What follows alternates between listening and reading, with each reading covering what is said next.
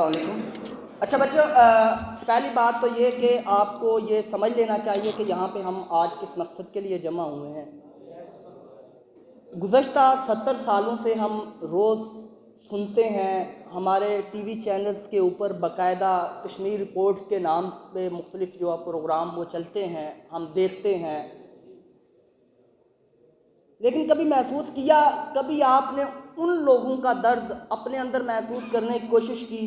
میں ایک مثال دوں گا آپ کو۔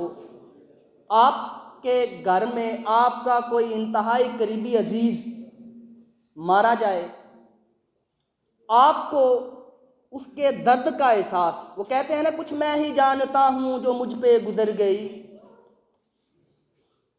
جو انسان کے اپنے ساتھ بیتتی ہے اس کے علاوہ کوئی نہیں جانتا۔ آپ کے گھر میں لاش پڑی اور آپ کو یہ سوال اٹھانے کی اجازت نہ ہو کہ اس کا قصور کیا ہے یا اسے کیوں مارا گیا ہے، آپ انکوائر ہی نہ کر سکیں کہ اس کو کس جرم میں قتل کیا گیا ہے۔ یہی حال کشمیر میں گزشتہ 70 برسوں سے ہے۔ بیٹا، یہاں پہ جتنے بھی لوگ جمع ہوئے ہیں، ہم صرف اس مقصد کے لیے نہیں آئے کہ یہاں پہ ایک پروگرام کر دیا جائے، آپ اسپیچز سنیں، آپ کا ٹائم بھی پاس ہو جائے، بلکہ یہاں پہ ہمارے آنے کا مقصد یہ تھا کہ ہم ان شہداء کی قربانیوں کو خراج تحسین پیش کریں کہ جو گزشتہ 70 سالوں سے ایک جیل کے اندر بند ہے، اور ان کے ساتھ آپ یہاں سے کوئی بھی بندہ، آپ پوری دنیا کے اندر کہیں بھی ویزا لے کے جا سکتے ہیں۔ آپ پاکستان میں کوئی شاید ہی یہاں سے کوئی آدمی جانا چاہے مقبوضہ کشمیر کے اندر، آپ کو ویزا نہیں ملے گا۔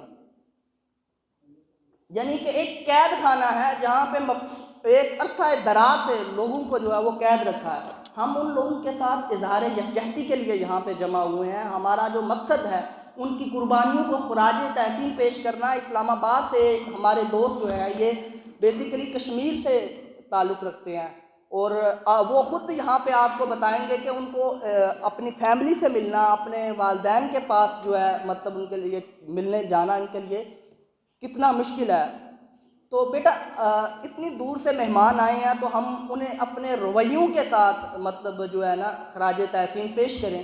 ہم پروگرام کو آگے بڑھاتے ہوئے جو ہے یہ مہمان جو ہمارے درمیان موجود ہیں ان کا تعارف کرواتا چلوں۔ سب سے پہلے تو بیٹا آپ کو علم ہونا چاہیے کہ یہ کشمیر یوتھ الائنس، یہ آپ اس کا لوگو دیکھ رہے ہیں، یہ کیا ہے؟ یہ آپ کے علم میں ہونا چاہیے کہ پاکستان کے اندر 45 سیاسی، غیر سیاسی اور طلبہ تنظیموں کا ایک الائنس ہے، اتحاد ہے، جس کو گورنمنٹ آف پاکستان کی جو کشمیر کمیٹی ہے براہ راست وہ دیکھتی ہے۔ تو کشمیر یوتھ الائنس پاکستان کے پریزیڈنٹ ہیں جناب سید مجاہد علی گیلانی صاحب۔ آپ کے یہاں بلکہ ہمارے گوجرانوالہ کے لیے یہ بات باعث افتخار ہے کہ وہ ہمارے درمیان موجود ہیں اور آج ہمارے شہر کو انہوں نے عزت بخشی ہے۔ تو سر، اہلیان گوجرانوالہ کی جانب سے ہم آپ کے انتہائی شکر گزار ہیں کہ آپ نے ہمیں جو ہے عزت بخشی۔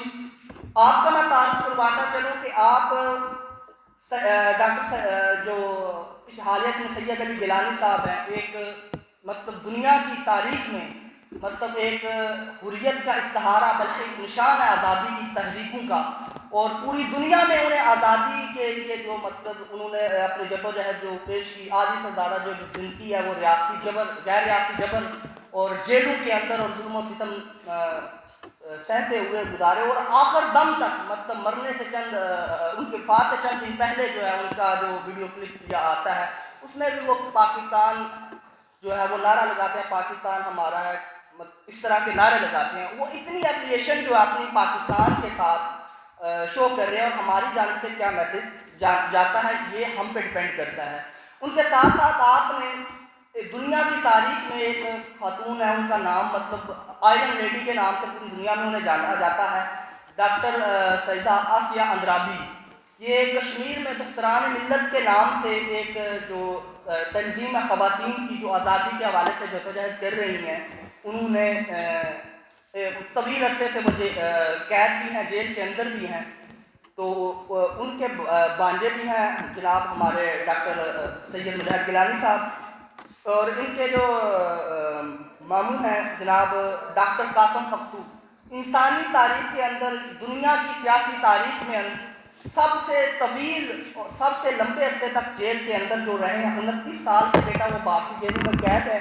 جیل کے اندر ہی انہوں نے پی ایچ ڈی کی. ان کی حال میں ہی کتاب منظر عام پہ ہے. جلد ہی ہم اس کتاب کی تقریب رونمائی بھی اسی کالج میں کوشش کریں گے کہ ہم رکھیں.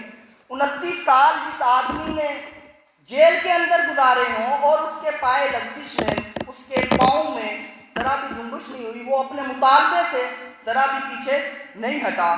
اس آدمی کے مطلب عزم اور استقلال آج بھی جہاں سے وہ چلا تھا اسی جگہ پہ کھڑا ہے. 29 سال کی جیل بھی اس بندے کو ہلا نہیں سکی. مطلب آپ دیکھیں کہ اتنی لازوال قربانیاں، اور اس گھرانے کا چراغ جو ہمارے درمیان موجود ہے.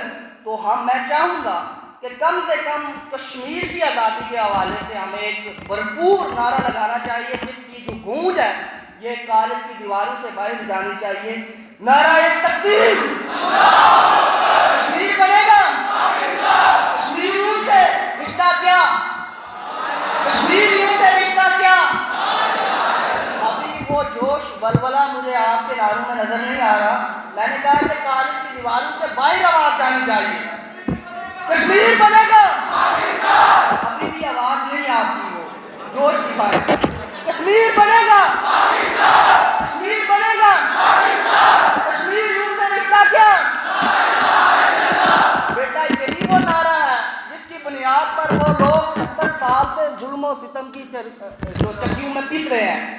تو اگر اس طرف سے خون بہا کے گولیوں کی برسات کا سامنا کرتے ہوئے وہ لوگ اس نعرے کا جواب دیتے ہیں، تو ہمیں کم سے کم اپنے حلق سے اتنی آواز تو نکالنی چاہیے کہ کشمیر کی فضاؤں تک پہنچ سکے اور ان لوگوں کو یہ حوصلہ ہو سکے کہ ہم لوگ ان کے ساتھ ہیں.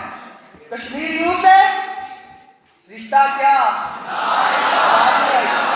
آواز اور آنی چاہیے تاکہ آپ کے کیا کہتے ہیں کہ اتنا زیادہ پرجوش ہو کہ ڈاکٹر صاحب آئیں تو آپ کو ان کی ایک ایک لفظ جو ہے وہ آپ کا اندر اتر سکے.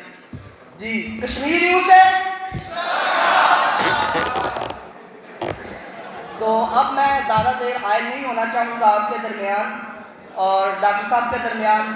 آپ نے کھڑے ہو کے بھرپور نعروں کے ساتھ کشمیریوں سے رشتہ کیا ہے نعرہ لگاتے ہوئے استقبال کرنا ہے جناب ڈاکٹر سید مجاہد گیلانی صاحب کا. کشمیر